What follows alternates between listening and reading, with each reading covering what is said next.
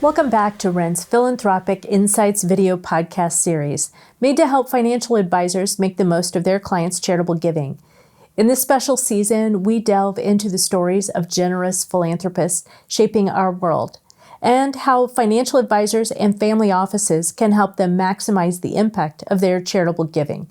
I'm your host, Kim Ledger, Ren's SVP of Complex Assets. With me today is my co-host and charitable giving expert, Sarah Rhodes, Ren's Family Office Charitable Services Director. This is a continuation of our earlier conversation with Mitzi Perdue, who is an accomplished speaker, author, and war correspondent, in addition to being an inspiring and impactful philanthropist.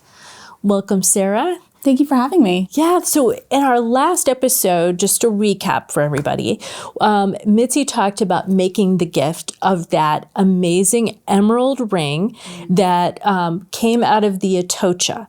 Now, how many people in our line of work get to talk about having their favorite gift be that of sunken treasure? That's incredible. Right? Yeah. Isn't it? It's a fun story in how she made that gift. And I love that you have the opportunity to work with these very interesting assets and help people fund their donor-advised funds. Yes. What I love doing is then turning around and helping these donors actually grant the funds out to make an impact in the world. Well, I think you're going to be really inspired with our conversation today with Mitzi. She is amazing and she has an incredible passion.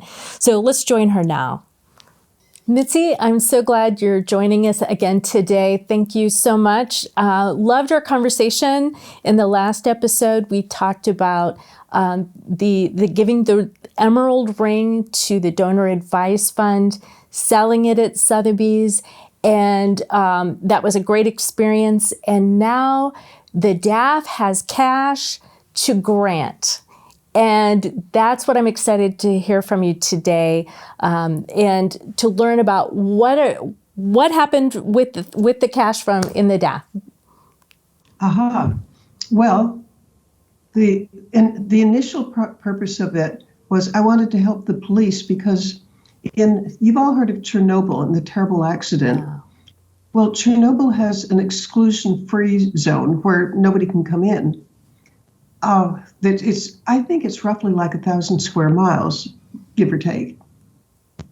The police have the function of trying to keep poachers out because the reason people are excluded from the area is there's high, even lethal levels of radiation. The Chernobyl police, they had the job of keeping poachers out because there's a huge trade. How about millions of dollars for scrap metal that people would take from Chernobyl? But the police prevent that. The penalty for poaching was pretty big. However, the Russians, when they invaded, they went to the police station at Chernobyl and they either stole or destroyed all the police cars, which meant that for almost a year after the invasion, when the police didn't have the police cars, that the poachers could just run rampant. Because if you have no cars and you're a policeman or policewoman, and you can't intercept the poachers just went crazy.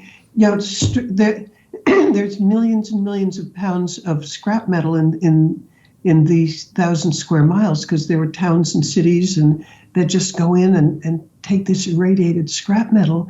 And what's wrong with that is, say you're a scrap metal poacher, you take it and sell the irradiated metal on the international market, and I'm making this up as an example, but it is an example, a hypothetical one that they gave me.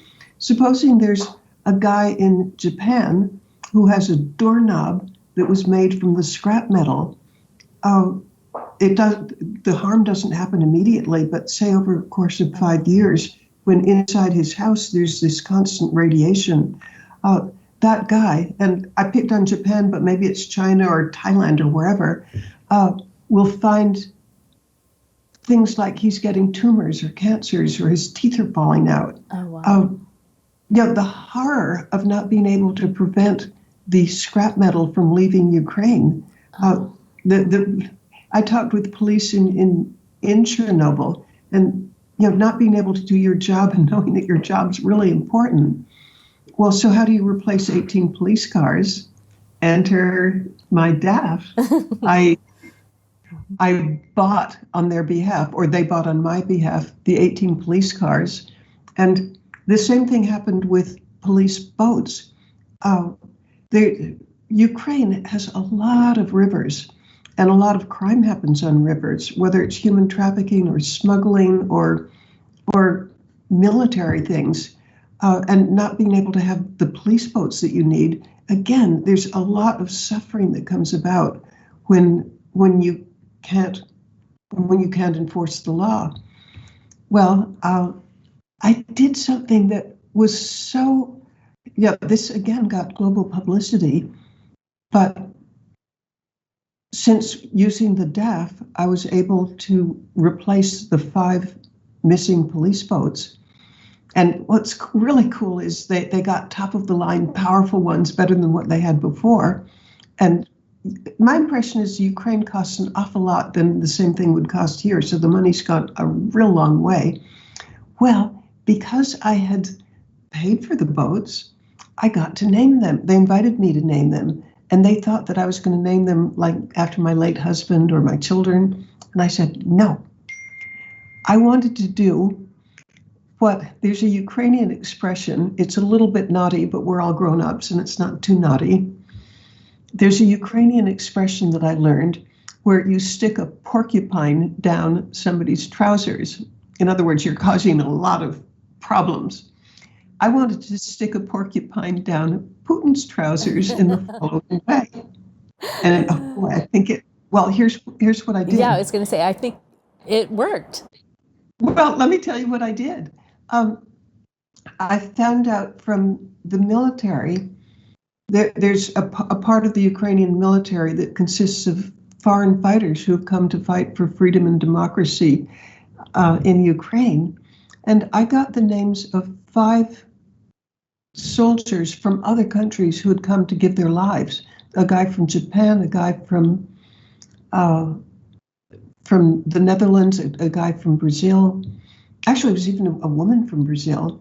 And I named the boats after foreign fighters. And then, because I'm a writer by trade, I interviewed the families of why this child was, probably somebody in their 20s, was willing to risk their lives and in the end give their lives for Ukraine.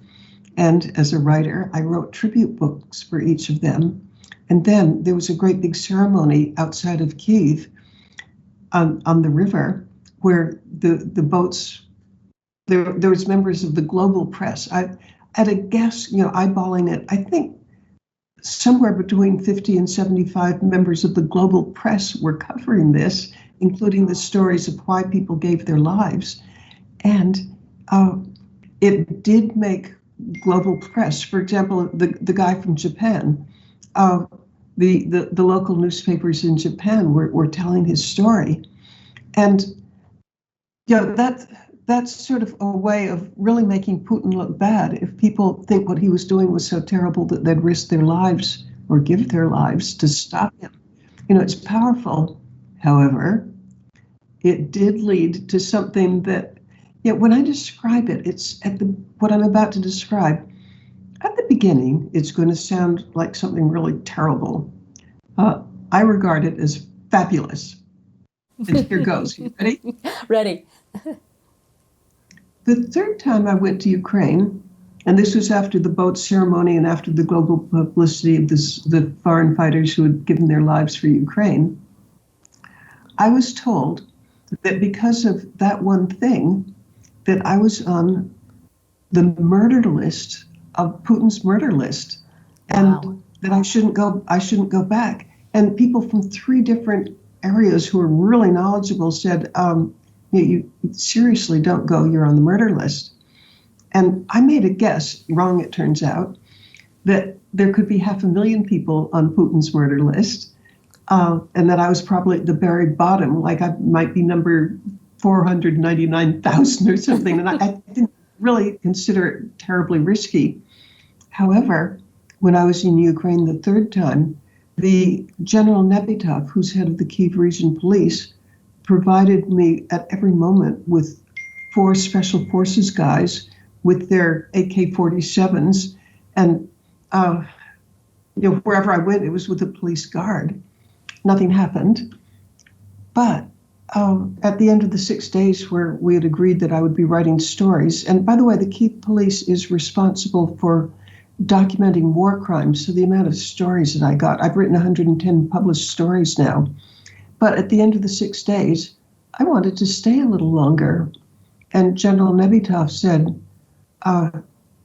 don't, because if you stay longer, I'm going to have to continue the police guards.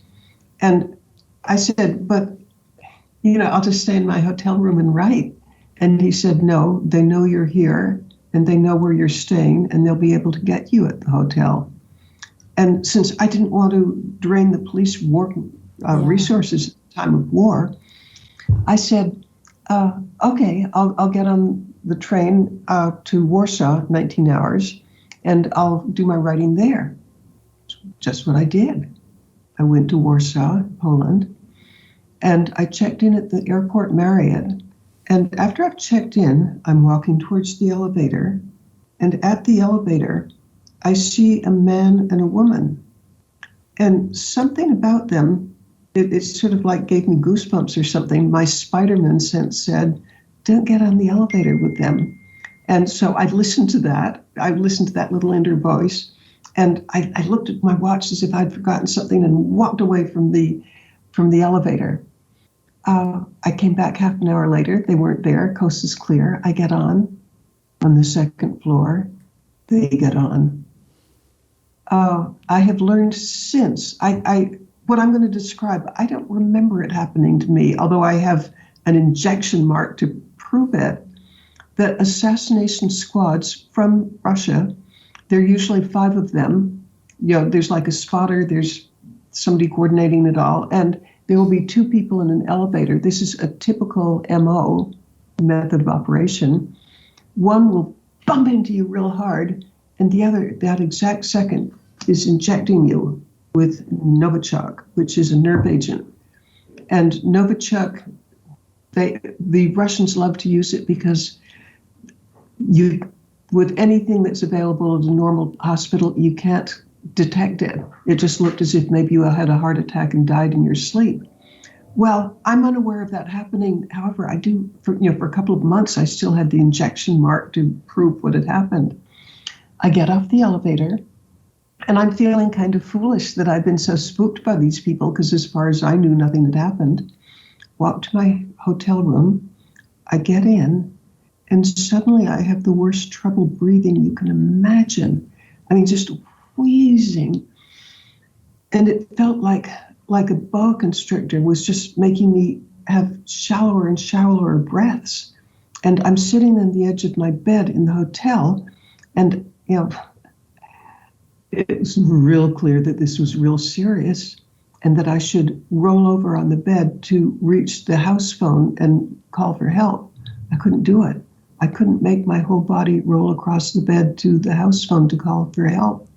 And I'm sinking rapidly. But at this point, I had my laptop with me. Actually, it was my iPad.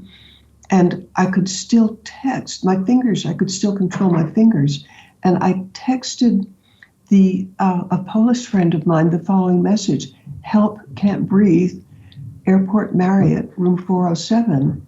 And, by huge good luck for me, he got it, and he called the front desk. And I learned this afterwards, but the front desk, they take it seriously when somebody can't breathe. And at that moment, the front desk guy looked out the plate glass window of the hotel room, of the lobby, and something happened that I don't think I'd be here if it weren't the case. The airport ambulance was in the driveway of the hotel, and it felt like about 3 minutes. I don't know how long it really was, but I'm in my room, unable to breathe. The door bursts open. Somebody from the hotel had opened the door for them, and 2 emergency medical technicians. You expect people to say, how are you, or are you Mrs. Purdue or something? No, not a word. They just leapt across the room, one of them just smashed an oxygen mask over my face, and the other grabbed my hand and injected me. And I think that what they were injecting me with was an antidote to if I had anaphylactic shock. Didn't do any good. They gave me another injection. Nothing happened, and the room is going black at this point from my point of view. But I could still see their faces, even though the whole room was going black. And I could see from their faces that it had changed from like routine to, how about life and death?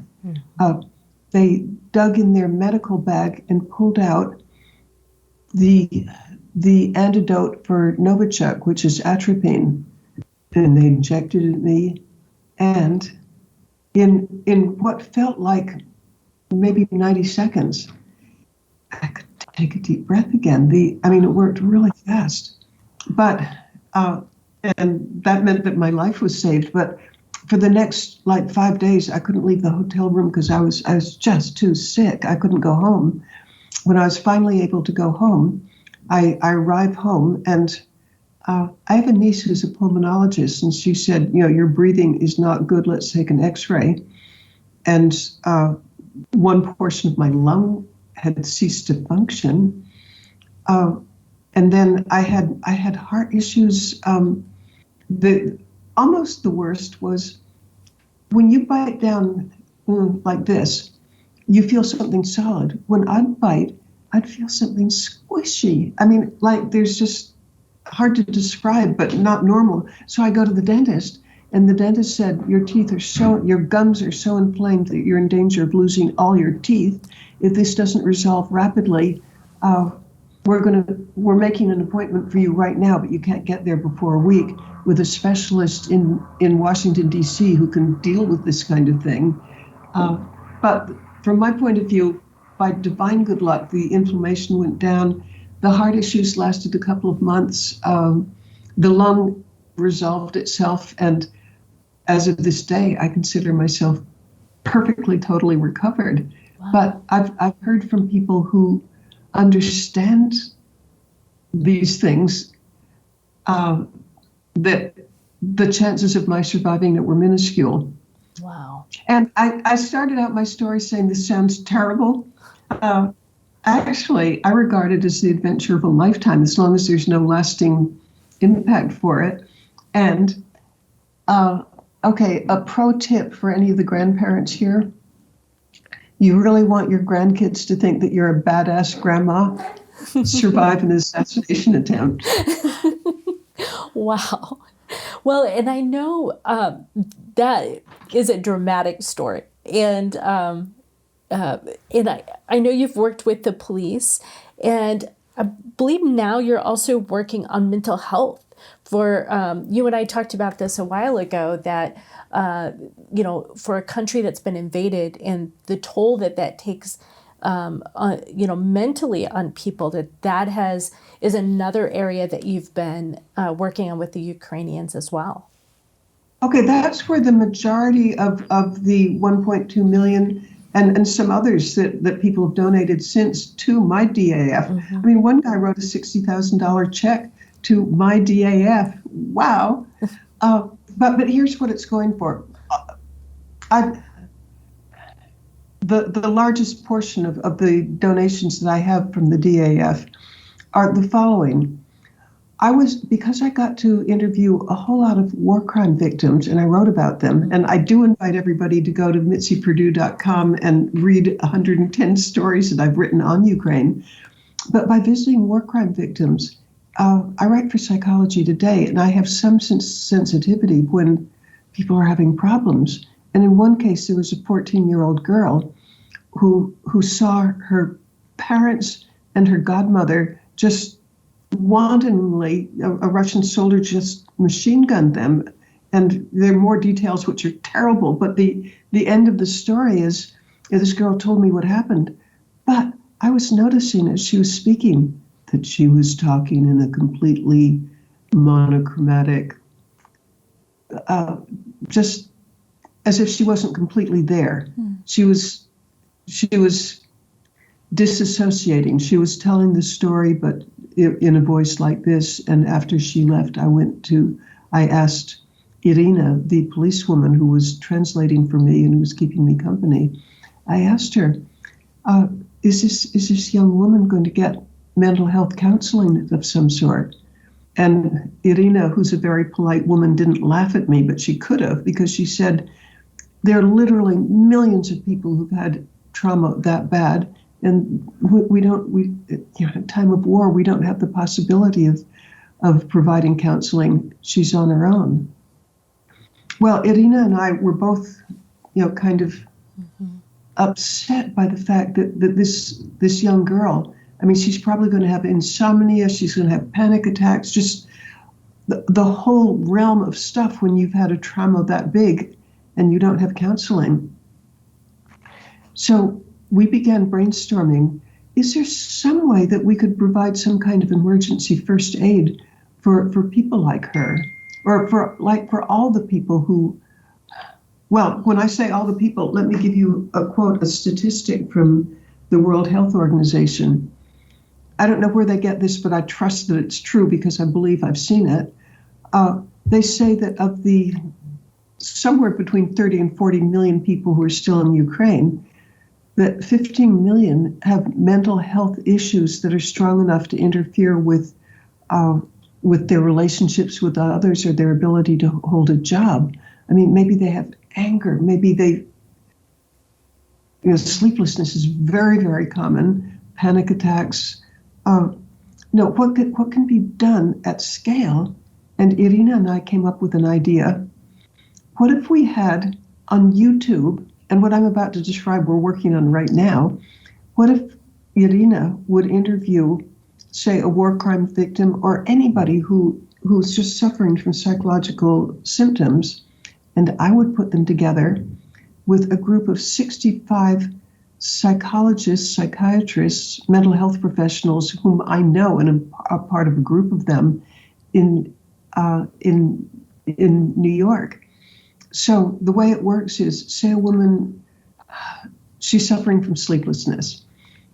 She tells her story, it quite short, like maybe 3 or 4 or 5 minutes. And then the sleep expert will talk with her and he'll tell her, I can't make your problem go away, but I can tell you in my 30 years of treating sleeplessness that here's some techniques that help people. They've helped my client, they might help you. And then when this thing is on YouTube, there'll be a whole channel devoted to the Hidden Wounds Project. That's Hidden Wounds, as in injury. The Hidden Wounds Injury Project will be available. It'll be available globally, but it will be particularly available to Ukrainians who they can just check. We have a list of 37 different psychological problems people might have, and they can just go to get advice, which will be translated into Ukrainian from an American or a Western psychologist who, we stipulate we're not going to cure the problem, but here's some just techniques that have helped some of my patients.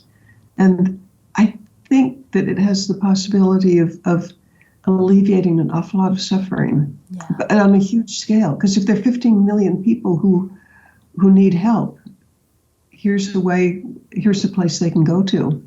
That's amazing. Yeah. Do you feel inspired? Absolutely.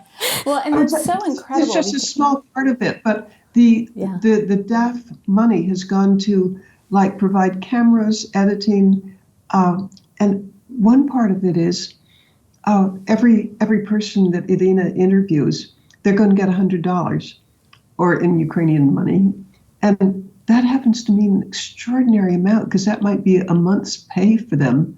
So, it's that here they've undergone something terrible and they're reliving it. Although they tell me, since I've interviewed, I bet I've interviewed a couple of hundred people so far, at least. And here's what I learn over and over again. I am a journalist by trade, that talking with somebody who's sympathetic and who's going to tell their story to the world, that there's an element of healing to it. And so I regard it as a privilege beyond measure that I get, the stories are painful, but I get this satisfying feeling that just by listening and validating what they've been through, that it helps. That's amazing. I know so many donors right now feel like there's so much happening around the world that they want to make a direct impact like you have, but in different parts of the world. How did you come up with these very creative solutions? And how did you find these contacts actually in the country helping you implement the changes you'd like to help make? In my case, I had, it was a stroke of good luck. I got in contact with the police to begin with because I had written a story for Psychology Today on human trafficking in Ukraine. And that came to the attention of General Nebitov, who had written his master's thesis on human trafficking. I mean, he's Ukrainian and aware of the problem. And he invited me to come to Ukraine to see for myself what I had written about. And he said, "You'll be our guest for a week."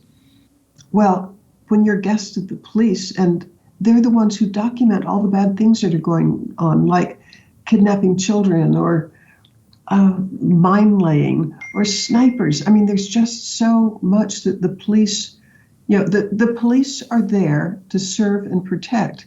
And that means they have close relationships with so many parts of society. And whatever I wanted to learn more about, they would put me in touch with, whether it was mental health. A story that I'm really so fond of that the police facilitated me getting was, I wanted to know what it's like to be a student in a time of war. And one of the people associated with the police had a kid in school, and he got the school to invite me to interview the kids. And that was a day in Kyiv where we knew that there were 40 rockets heading towards where we were. Wow. And so here I am in a school, in a bomb shelter, interviewing kids. And just a quick story about it.